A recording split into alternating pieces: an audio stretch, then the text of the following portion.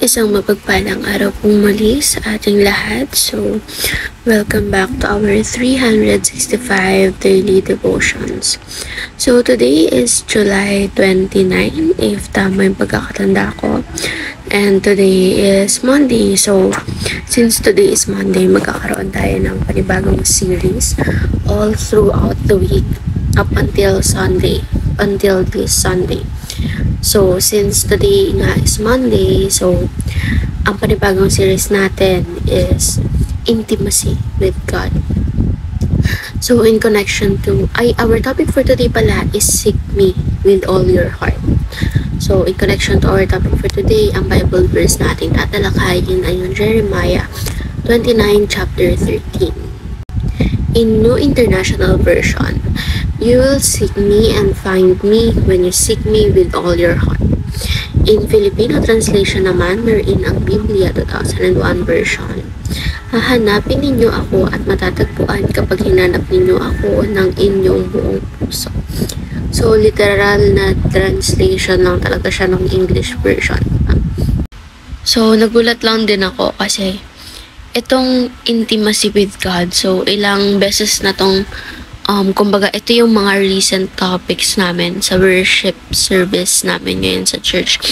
So, kahapon, Sunday, ayan. Tapos, nung mga nakaraang Thursday and Sunday as well, ito rin yung topic. So, I think may idea na rin naman ako dito since ayun nga, ilang araw na rin itong napag-uusapan sa worship service namin sa my church. So, para mas mapalawak pa itong talakayan natin is proceed tayo sa ating teaching.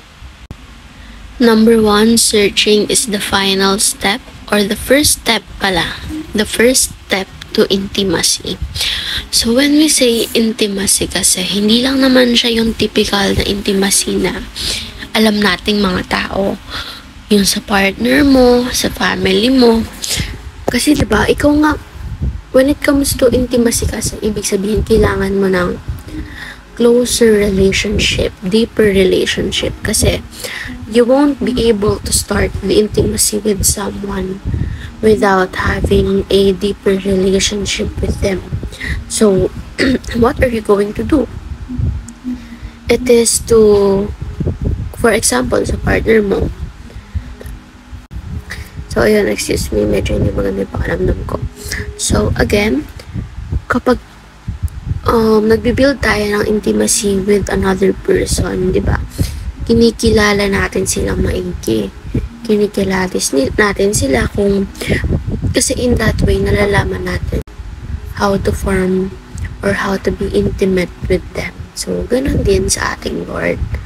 So, searching is the first step to intimacy with our Lord. So, searching, ano ba sinesearch natin? We are searching for His Word, I think. Kasi we already found Him. The Lord God is always with us. But what we are really looking for is His plans for us.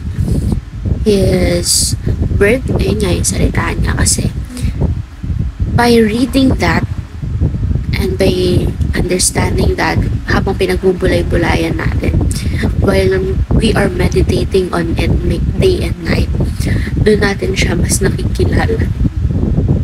Yun yung sinasabi dito sa search. And comparing sa pag-build ng intimacy with a person, tsaka ng building of intimacy with God. So, hindi naman natin makikilala si God ng person to person since He is a celestial being and hindi naman natin siya nakikita, diba? So, unlike sa mga tao, sa mga partner natin na nakikita natin, si God is hindi natin nakikita.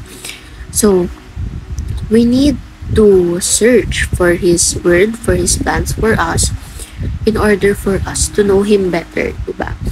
Dahil doon sa manual of life din na ipinagkaloob na sa atin, mas makikilala natin siya doon. And hindi lang yon, napakaraming purpose ng Word of God.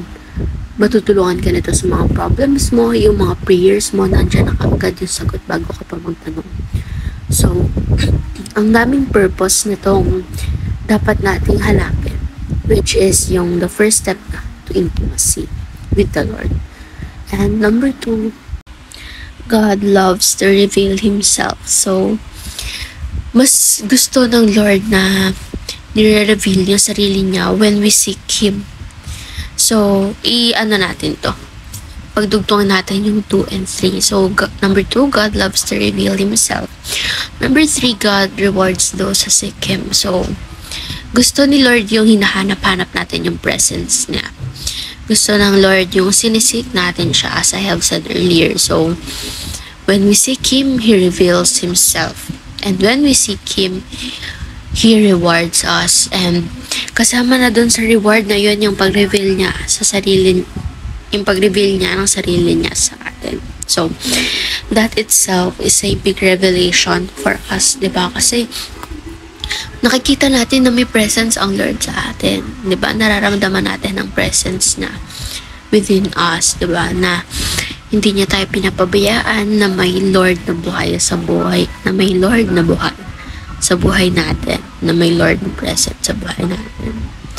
And also, gaya nga ng mga sinasabi sa Bible, di ba? Lahat ng nagsisik at gumagawa ng mga bagay na nakakapag-glorify sa Lord, lahat yun, binibigyan niya ng reward, di ba?